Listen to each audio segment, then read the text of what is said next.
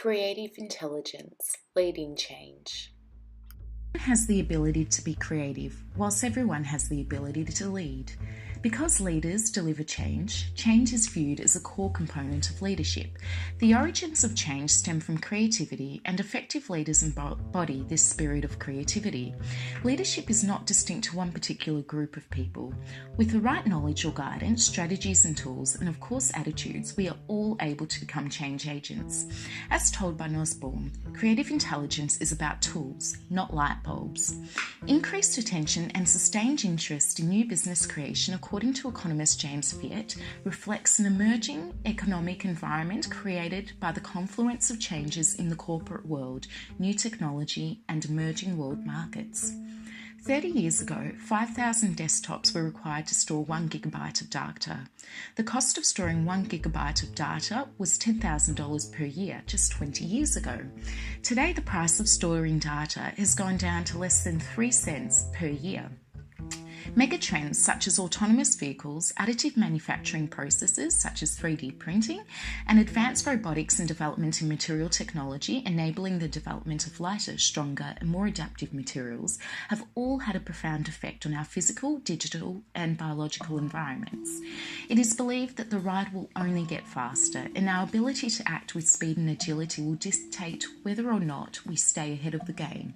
Such uncertainty and complexity, according to Gibb and Cotton, requires leaders to have greater adaptive skills and abilities. In his book, Creative Intelligence, Nussbaum believes that people with creative intelligence are leading a new way of doing business that differs from the finance-based model we have become so accustomed to, and refers to this new socially non-transactional form of capitalism as indie capitalism. Nussbaum states that today's creative individuals do more than just attend work to earn an income. They cultivate their charisma in order to serve their calling, and so can you, he says. Author of Secrets of Silicon Valley, Deborah Perry-Piccioni, states that the Silicon Valley entrepreneur is tolerant of failure, immune to it. In her book, Piccioni interviews Vivek Wadhwa, co-founder of Relativity Technologies. Wadhwa believes that in Silicon Valley, people show off about the number of companies they screwed up and the number of failures they've had, and believes that it's a badge of honour. There is a certain truth that failure helps us further develop our understanding of what change works and what change doesn't. But regardless, do we really need to fail to learn, develop new ideas and make change? Management and innovation expert Roger Martin believes that there is a falsehood in the belief in needing to fail, whilst Nussbaum describes this behaviour as fashionable by those involved in innovation circles. Nussbaum, like Martin, shows us that change is not necessarily created by chance. Both authors highlight that strategies exist that can help us recognise when change comes and invite it. In his novel, Creative Intelligence, Nussbaum provides us with a series of tools to help us adapt quickly to unexpected shifts. The first is referred to as knowledge mining. Knowledge mining involves studying what came before. Mining the past can help us eliminate errors made by our predecessors. Nussbaum refers to this process of elimination as mining the past. Mining the past helps us to develop a better understanding of previous tests, trials, mishaps and advancements so that we can see what's missing. But as Roger Martin states in his book on design thinking, The Design of Business, you can only prove things that have happened in the past. A businessman who wants innovation must be open to the logic of what might be, not only what is. The tool Nussbaum describes in his novel is framing. Nussbaum states that understanding how to frame and reframe our beliefs about our organisations and entire industries is a powerful way to drive disruptive creativity. This may require us to take on the advice of Robert Keegan and Lisa Lasko-Leahy, who believe that by uncovering competing commitments, which are commonly triggered through unconscious or semi-conscious and often self-deprecating behaviours, we can develop a clear, more positive outlook on why, how, and perhaps where we fit in the world that surrounds us. In society, we are seeing our frames of engagement shift from passive to active, transactional to relational, impersonal to very personal. By thinking about what could be, or more so, what might be, you're forced to look deeply at your habits, beliefs, and potential biases. Methodologies established to look at existing trends to predict possible outcomes for the future and provide us with information we need to prepare for it include scenario building, wargaming and futures research. Firstly, you begin looking at major trends such as population ageing, technological advances in healthcare, new forms of communication, etc. to anticipate change. Structured and focused scenario planning helps us develop an understanding of the future use of a product or service from a user's point of view so that the creators can empathetically envisage the future.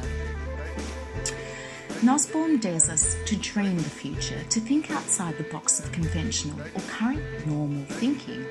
He believes that no idea should be dismissed when trying to envisage the future. Using the present as a framework for envisaging future ideas is what Nussbaum refers to as body framing. Not just kid stuff, says Nussbaum. Our very own lecturer, Bridget Engler, encourages the use of Lego in her creative workshop titled Innovate and Create with Lego Series Play. Playing allows us to explore various multifaceted behaviours that have enabled us to create complex, life-altering technologies and firms. Playing can involve role-playing, scenarios, simulation exercises, and even video games. There are simple games and complex games that mirror the volatility, uncertainty, and ambiguity of the real world, which is why understanding them, hence their rules and rituals, is a compelling strategy for meeting the challenges of our lives today. And by adopting a more playful mindset, we're more willing to explore new possibilities, take risks, navigate uncertainty. To play well, it's important that the dynamics of a team work. It's recommended that you team up with people you trust, as well as those who possess skills that complement your own. You should not have to filter what you say in fear of being criticised or penalised. It's very hard to play with people that we do not trust, yet organisations employ staff based on skill, rather than team dynamics. Making involves learning the tools that can bring our creativity to life. Nussbaum believes that we are experiencing a maker's renaissance. This is largely driven by the reduced cost of technology, which has improved access to tools through cheaper computer software and manufacturing processes.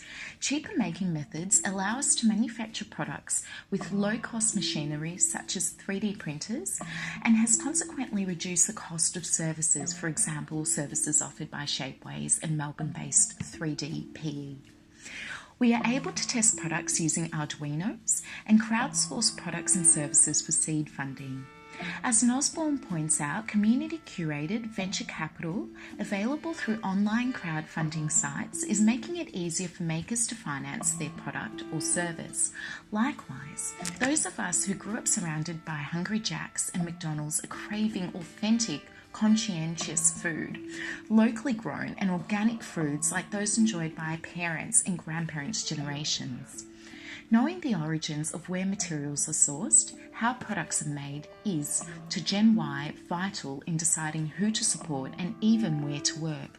Through working independently or in organisations that have a clear linear approach to decision making, we can influence strategy that has a direct impact on our products and services. Difference between an idea and a creation that is tangible or ready for use, or a system that is in pilot or implemented into an organisation's processes, is the act of execution, hence developing the original idea into a workable, usable item. Nussbaum refers to this act as pivoting. The term pivot describes a movement of inspiration that leads one to the production process. In his book, Started Up, entrepreneur Luke Johnson explains that most firms that do well are developed by teams rather than by a single man or woman. Whether developing a multi-million-dollar product in a large firm or working independently in a socially motivated project, it is, according to Nussbaum, vital that you have a wanderer. Wanderers provide scale and capital and are essentially a network of supporters. Nussbaum refers to this network or circle of supporters as a pivot circle. Your pivot circle can begin with support and investment, emotional and financial from friends and family. Your pivot circle may include lecturers and university staff, advisors or mentors, coaches, technology workshop and laboratory technicians, venture capitalists, curators, local community, staff, agents and emotional investors from sites such as meetup.com. However, to make the leap from idea to creation, you must harness the enthusiasm to become more charismatic. Charismatic people are not driven by profit, but a sheer desire to achieve their goal. It's about meaning. Charismatic leaders try to change lives. Charisma is learned and varies in style according to our own persona. Challenge yourself. Don't stop playing and never stop making. Change comes through embodying an idea and being open-minded, connecting the dots whilst immersing ourselves in the culture, creating an environment that supports our goal, and of course having the confidence to execute the idea.